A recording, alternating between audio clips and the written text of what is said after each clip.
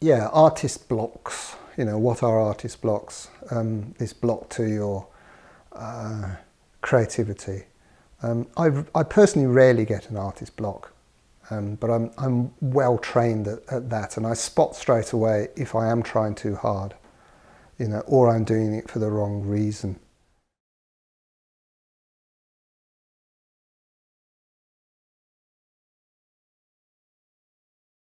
But having to force something, if you're told and to force something, it's very difficult to be, beautifully creative if you're told, now you have to be creative, you're pushing, you're forced.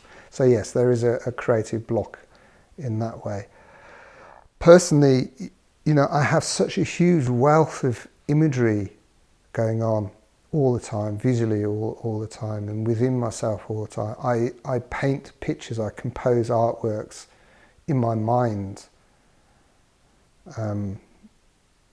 Perhaps when I should be meditating, but no. Ideas come to me, and I seem to have this ability to hold these composed images, these ideas. A Dharma idea comes to me. How do I communicate precious human birth, for example, in an image that people will see? And I will have an idea and I will compose it in my mind. And I may have these composed images, these pictures in my mind for years, absolute years. And occasionally I'll go back to them. And I have several going on at the same time. And sometimes I forget about them for years and then I'll remember it. And I'll add to it I may recompose, or something else inspires me. Oh, I could do it a bit more interesting, a bit more different here. That would make it communicate much better. I change, I adapt. But then it's quite interesting. The process is when I come to the time when I actually put the idea onto paper or onto canvas like that. Something else happens then, because your mind is limitless. And the image you may have in your mind can be any which way, and how you think it is, and it can change just as a sunset changes constantly. To try and communicate that on this flat piece of paper is very limiting. First of all, it's very limiting by the size of the paper that you have, So mind doesn't have that sort of limit, does it? And even if you compose it on a piece of an imagined piece of paper in your mind, that piece of paper is changing anyway.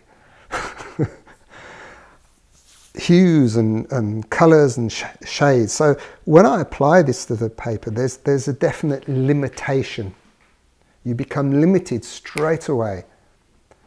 Limited by the tools that you work. But I step aside and I allow the limitation of a tool or whatever, or the ink you're using, to kind of to take lead. I allow it to take lead rather than try and control it, because if you try and control it, it becomes too rigid, and there's not this flow and this inspiration within there. So I also respect that there are limitations to a brush and the particular inks or the paints you are using, but I let it take the lead. And sometimes what I imagine it's going to be is quite different to how it turns out. But as long as it's interesting and as long as there's a freedom and an openness about it, then it's fine for me. Whatever will be, will be. And quite often what I think is a bad piece of art or a bad calligraphy, someone else I think it's absolutely wonderful, fantastic. So it's all in the eye of the perceiver, isn't it, really?